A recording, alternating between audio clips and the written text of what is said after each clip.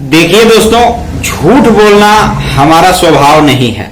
दोस्तों, आज के इस वीडियो में दो ऐसे तरीके के बारे में बात करने जा रहे हैं जिसको आपकी मर्जी है, चाहे तो शुरू करके महीने का 30 से 40 हजार रुपए इनकम किया जा सकता है।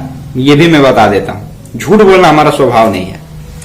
दो जो बिजनेस हम बताने जा रहे हैं, उस बिजनेस को चाहे आप गांव में स्टार्ट करें या शहर में स्टार्ट करें, उस बिजनेस से कमाई होती ही रहेगी अगर आप जो मैं तरीका बताऊंगा उस तरीके से शुरू करते हैं तब।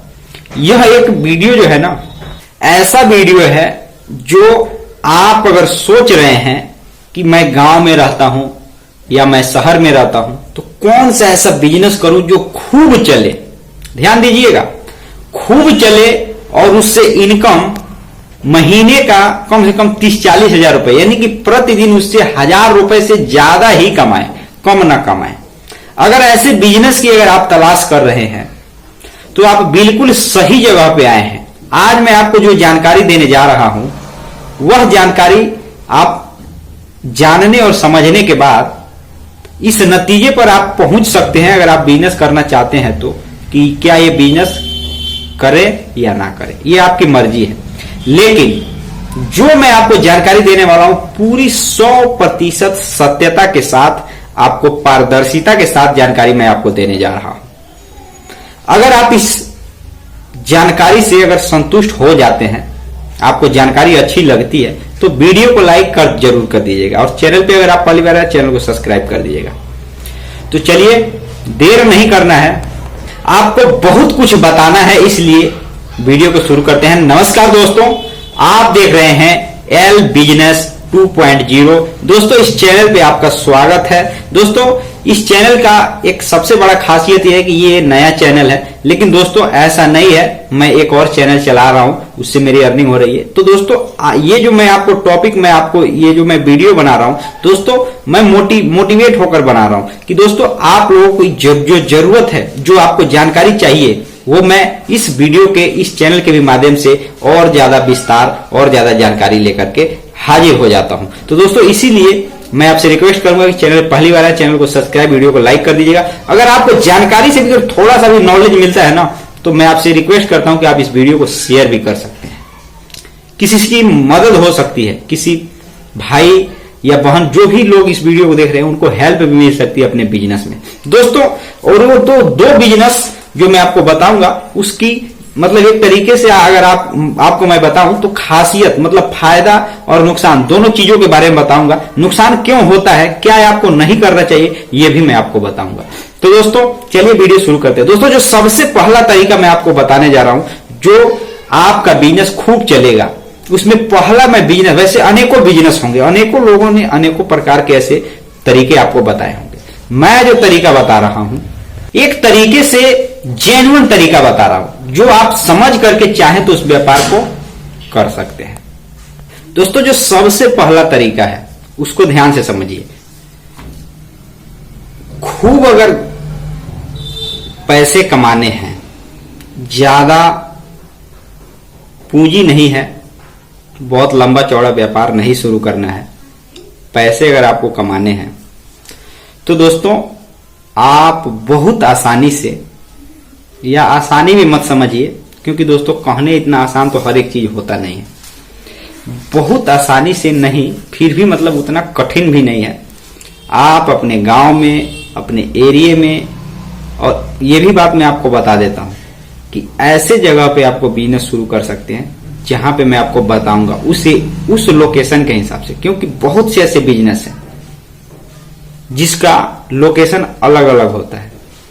जैसे कि जो मैं आपको पहला बिजनेस बताने जा रहा हूं कि आप खाने से जुड़ा, मतलब नाश्ते से जुड़ा, खाने से जुड़ा व्यापार अगर आप शुरू करते हैं, ये बिजनेस भी है और उदाहरण भी मैं आपको बताता हूं, दोनों साथ में ही मैं बताऊंगा, आप समझ जाइएगा।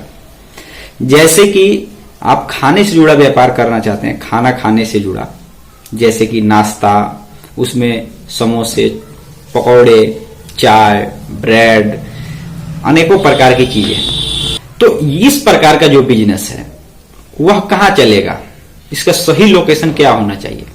इसका सही लोकेशन यही है कि जहां पर भी भीड़ हो, और केवल भीड़ ना हो। केवल ये नहीं है कि इसमें ज्यादा भीड़ है तो खूब चलेगा, ऐसा नहीं है। केवल भीड़ रहने से ये बिजनेस नहीं चलता है।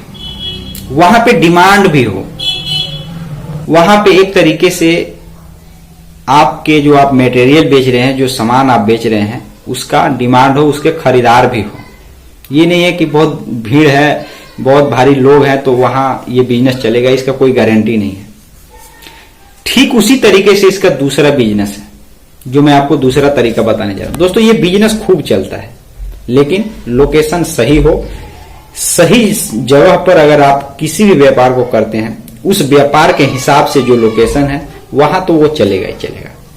जैसे अब मैं आपको दूसरा तरीका बताऊंगा, लेकिन इस बिजनेस के बारे में थोड़ा मैं और आपको विस्तार से बताऊंगा, ताकि इतना तो आपको पता ही होगा, लेकिन विस्तार से मैं इसलिए आपको बताने जा रहा हूं ताकि आपको और भी ज्यादा नॉलेज मिले इस बिजनेस से जुड़ा। जैसे मान लीजिए आपने बिजनेस भी शुरू कर दिया और आपके बगल में एक दुकान और कोई व्यक्ति खोल दिया। आप मतलब स्टार्ट ही किए, उसके 2-3 दिन या महीने दिन के अंदर ही एक और दुकान खुल गया, कोई व्यक्ति कर दिया। तो आपका ये जो बिजनेस है वो चलेगा कैसे? आप कैसे इसे 30-40 हजार कमा पाएंगे? बिल्कुल नहीं कमा पाएंगे, ये बिल्कुल झूठ हो जाएगा, बात बिल्कुल गलत हो जाएगा। क्योंकि हर एरिया में, हर फील्ड में अगर आप देखेंगे तो कंपटीशन तो है भाई। तो इसका उपाय क्या है? कैसे आप अपने बिजनेस को कंपटीशन रहते हुए, चाहे जितना भी कंपटीशन है, रहते हुए अपनी दुकान को सही तरीके से चला सकते हैं? तो दोस्तों, बहुत ऐसी चीजें हैं जो आपको मायने रखती है। समय के हिसाब से, भीड़ भी है, सब कुछ है, फिर भी कंपटीशन है, तो आपका दुकान कैसे चलेगा?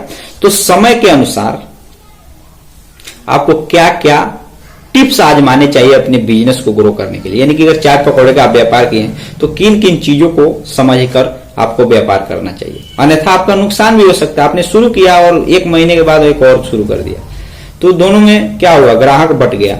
लेकिन अगर आप अपने बिजनेस को ग्रो करना चाहते हैं तो कैसे कर सकते हैं, इसके बारे में आप जान लिए। देखिए, आप अपने दुकान में सबसे जो जरूरी चीज है क्या? ग्राहक आपके दुकान पर आए कैसे?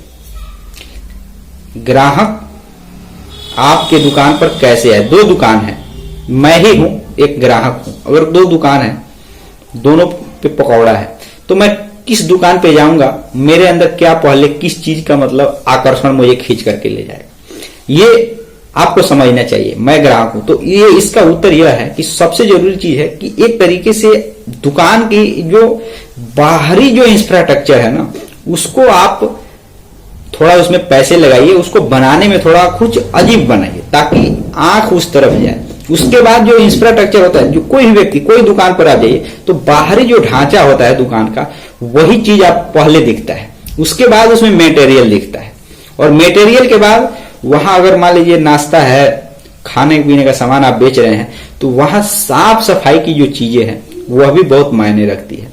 समय के हिसाब से ये सारी चीजें अगर अपने बिजनेस में अगर आप इन सभी ये जो टिप्स मैं बता रहा हूं, इसका अगर आप इस्तेमाल करते हैं तो आप कंपटीशन रहते हुए, सब कुछ रहते हुए भी अपने दुकान पर पैसे कमा पाएंगे। उसमें आप चाहें तो नया नया तरीका भी इस्तेमाल कर सकते हैं। नया नया तरीका, पुराना जो चला आ रहा है सिस्टम, उसको बदलकर आप कुछ उतने ही पैसे में कुछ नया चीज लोगों को, नया सुविधा दे करके आप लोगों का आकर्षण ले सकते हैं। ये बात ध्यान में रखिएगा। आपको बिजनेस करना है या नहीं करना, ये आपकी मर्जी है, लेकिन जो इसके ग्रोथ और नीचे जाने, मतलब घाटा लगने और फायदा होने की जो बात है, उसके बारे में आपको बता रहा था। अब इसके बाद जो दूसरा तरीका है, वही बिजनेस खूब चलता है, और एक तरीके से पुरानी कहावत भी है, रोटी, कपड़ा और मकान। ये 3 चीज लोगों की आवश्यकता होती है। तो अगर मान लीजिए कि अगर आपने रोटी का व्यापार कर दिया, मतलब एक मैंने तरीका बता दिया कि आप कैसे लोगों को, चाहे ढाबा के तरफ बिजनेस करके, होटल के तरफ बिजनेस करके, या छोटा मोटा चाय पकौड़े का व्यापार कर सकते हैं, उससे आप पैसे कमा सकते हैं। लेकिन अब जो दूसरा तरीका है वो कपड़े का व्यापार है। सिंपल है, लेकिन यह भी व्यापार अगर आप सही तरीके से नहीं करते हैं तो यह भी नहीं चलेगा। ये भी मैं आपको लिख करके देता हूं। मैंने बहुत से लोगों को देखा है। इसलिए दोस्तों, यह सही तरीके से कैसे किया जा सकता है, इसके बारे में भी आप थोड़ा समझ लीजिए। दोस्तों, कपड़ा का व्यापार जो होता है ना, वह एक तरीके से वह भी आपके जो दुकान करने का जगह है, लोकेशन है, वह भी बहुत मायने रखता है उस व्यापार को चलाने के लिए। आप कहीं ऐसे जगह पे अगर आप दुकान कर देते हैं जहां पे भीड़ इकट्ठा ही नहीं होती, मतलब बाजार लगता ही नहीं है, तो लोग देखेंगे कैसे? या अगर कहीं किसी रोड पे ही है लेकिन वहां बाजार मार्केट नहीं है, तो जब कोई व्यक्ति वहां रुकेगा तभी तो जाकर के कुछ खरीद सकता है। तो अगर सही तरीके से अगर कपड़े का भी व्यापार में पैसे कमाना हो तो उसके लिए जरूरी है कि जहां पे भीड़ या मार्केट जहां लगता हो, जहां पे लोगों का नजर जहां पे हमेशा पड़ता हो, जहां लोग रुकते हो,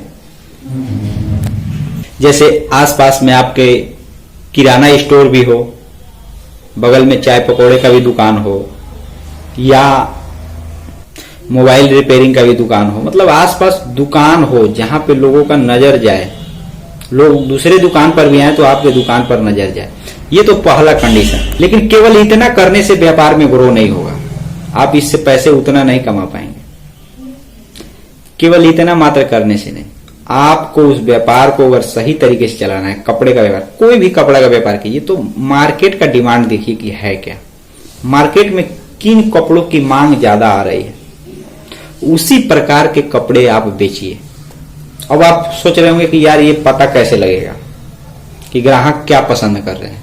तो आप सभी प्रकार के क्वालिटी पहले रखिए, उसमें देखिए कि कौन सा मटेरियल ज्यादा बिक रहा है, या नहीं भी रखे हैं तो लोग क्या आपके पास खरीदने के लिए आ रहे हैं जो आपके पास नहीं है, वो मटेरियल आप मंगाइए।